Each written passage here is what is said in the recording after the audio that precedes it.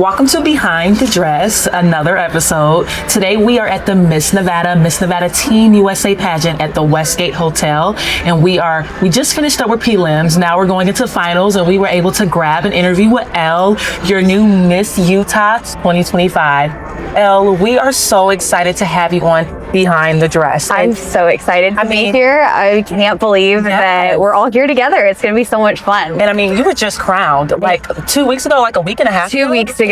Insane. And now you're here, and I just have to ask you, describe in your own words how you're feeling, like this experience right now. Really, the only way that I can describe it is like over the moon. I cannot believe that I'm even here, honestly. After winning, it was such a whirlwind. I won at it was crowned at 9 p.m. Had our nice, fun little celebration. Went to sleep for I think an hour and a half maybe, and then woke up and did a sunrise photo shoot at the Salt Flats. Ooh. Just to really start hitting the ground running with content and preparation for Miss USA. And that really has been that's my reign so far in a nutshell, hitting the ground running. I feel like I've done so many things already. That's amazing, and that's what it's all about. Yeah. So you lived in Utah, and now you're representing Utah, and your background, it's so diverse. So when did you feel like your first calling to entering and going to compete in the Miss USA, and then now you're Miss Utah USA? When was your calling? I really feel like I've always had the calling. So I'm the only one in my family who's ever done any kind of pageants, any modeling. No one else does this. My two older sisters were collegiate volleyball players. My dad was a boxer, so I come from a very athletic family. But I really do feel like pageantry chose me. When I was a little girl, I was drawn to the beautiful women and the beautiful dresses and just the true pageantry of it all. But now as an adult, I realized that I was drawn to a platform where I could share my story and share really the things that mean so much to me and encourage young women in the process. That is amazing. So let's start from the beginning. Let's go from the beginning. Okay. When did you start modeling? When did that journey begin for you? I started modeling right around maybe 16, 17 years old, just doing kind of smaller print jobs, and then it's kind of taken off. I've done work for some bigger brands, like Chi Hair Care is one of my favorite companies to work for. And yeah, it's just been kind of a growth process. It's really helped me find my confidence. We've seen that you've worked with the major brands like Monster Energy and exclusive designers like Jovani, Sherri Hill, Ashley Laurent, a girl's dream. Yes. When was your first big break? My first big break? Oh gosh, I think I really feel like my first big break was maybe when I booked my first Jovani job. Fun. That one was so much fun. If y'all have ever heard of the Jovani 8-Girl program, that was so much fun just to really get to interact with all of the girls, and they had all of us in a shared space, and we all got so close, and I felt really yes, this was a great job for me, but I felt like I had gotten my big break of really getting to connect with women and hear women from different pageant systems, different walks of life, hear their journey. So how did you make the transition from modeling to now competing in pageants? Was it a natural step, or was it something unexpected? I feel like I could say yes to both. It was a natural step, but it was also very unexpected. I definitely did not expect to be here right now as Miss Utah USA, but I'm so thankful to be here. It felt like a natural step in the sense that I felt like I always knew I would compete just because I was always so drawn to it when I was younger, but it definitely did happen in an unexpected way, for sure. Awesome. So what is something that has been unexpected in pageantry so far for you right now? I think maybe how much I love interview. That was really unexpected for me. It was something that made me kind of nervous. Yeah. Especially in the USA system, you only have 3 minutes, and 3 minutes to convey your personality is kind of hard.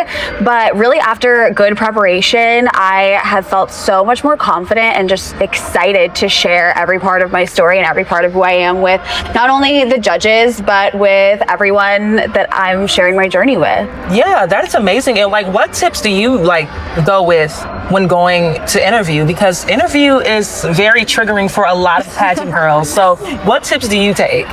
Take a deep breath and really just try to show your personality, have fun with it. The judges are just as almost nervous, but as excited as you are to meet you and hear about it. Like, they're not trying to trip you up. They want to hear about what is passionate to you and what you want to share as the title that you're competing for. Awesome. So now going into your platform, Elle. So tell us all about Mention Medical. What inspired the idea for you? So I had a very serious health scare at the end of last year. To put it in a nutshell, very long story, but I'm actually missing 3 bones around my brain.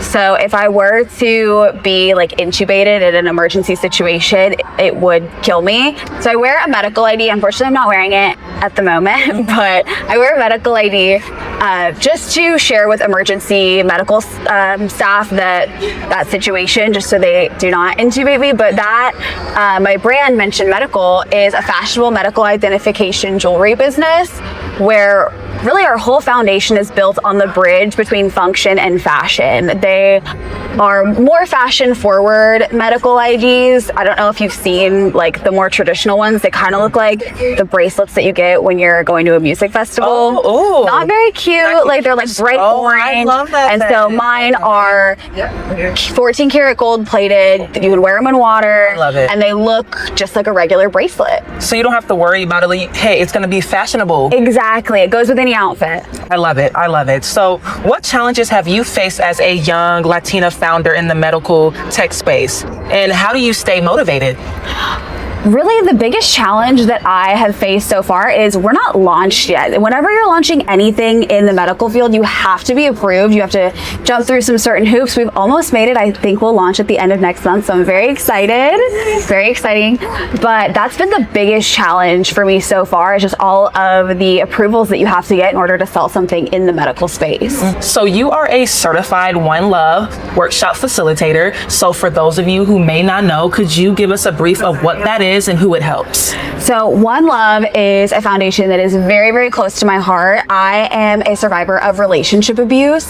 And with the One Love Foundation, I teach healthy love workshops. We teach young women about the science of healthy and unhealthy relationships. It's kind of our way of stopping the problem before it starts. And it's really giving good, tangible education, good, tangible things to look out for, not just for yourself, but for the people around you. And I'm so proud that I get to take my experience of adversity in an abusive relationship and turn it into education and true, tangible help for the younger generation. Yeah, so what advice would you give to a girl who wants to leave a toxic relationship, but she's too afraid to? What advice would you give that young woman? My number one piece of advice is always that there are people out there who will believe you. There are people out there who want to help you, and help is available to you. You can reach out through the One Love Foundation or through any domestic violence charities that are close to you. But my one message for anyone who wants to leave an abusive relationship is that there is life after that relationship, and a beautiful life it is. Now back to Miss Utah, Yes. USA. Let's talk about the big moment. How did you feel when your name was called as the Miss Utah 2025? It's actually really funny. I remember thinking, I feel like I like blacked out. I went like blind and like deaf and everything, and like just totally freaked out. But I remember thinking on stage, like, I'm not sure I had a good enough reaction. Like, I don't know if it looked like I cared that I won. Like, you know, like maybe it wasn't like big enough, because you see the big videos. I was like, oh, I don't know if I had it. And then I watched the video and I did realize that I looked very excited that I won. There was no question about whether or not I was happy about winning.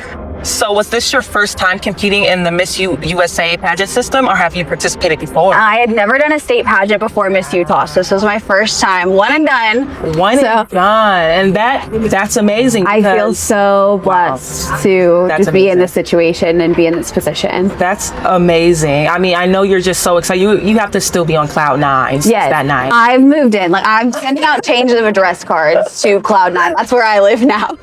So what does your title mean to you personally, Elle?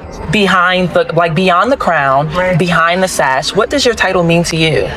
Really, it means empowering young women to take any piece of adversity that they have faced. I talk about my abusive relationship. I also talk about that health scare that inspired me to start my medical ID business. But taking any piece of adversity that you've ever faced and turning it into your strength. That's something, things in life are going to happen to you unexpectedly all the time. And there's real power in the pivot of turning around, taking things into stride, and taking those difficult moments and turning them into a beautiful, fruitful part of your life. That is amazing. And with that being said, Nationals is around the corner. Are you feeling ready? Do you have a vision for your dress? What color? I'm so excited. I still can't believe people will say, like, I'll get like emails like Miss USA gown or like Miss USA state costume. I'm like, did they need to send this to me? Like, I'm not sure.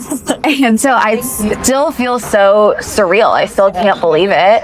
But I'm just so excited for everything to come. I do feel pretty prepared, but I'm just excited for everything to come. I feel like I'm like finding things out still as we go on, and it's just been a really fun process so far. And you know, you are one and done. You're already headed to the Miss USA stage. I can't believe it. Amazing. So what message would you share out there to all the young girls who want to represent their state and one day carry a crown, but they feel like it's not possible? What message would you have for them?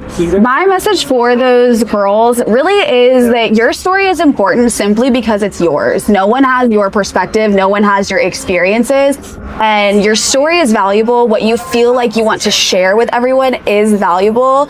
And you don't need anything to qualify that. It's special because it's you. It belongs to you. And I really hope that I see you on a Miss USA state pageant stage, sharing your voice with everyone. So Elle, where can we follow your journey? You can follow my journey, of course, at the Miss Utah USA Instagram. You can also follow my personal. It's just Elle Hinojosa, my full name. But yeah, just follow me along. I'm so excited for the whole journey ahead, and we're gonna go through it together. Well, thank you so much, Elle, and thank you to our listeners for tuning into another episode of Behind the Dress. And we will be cheering on Elle as she competes for Miss USA 2025.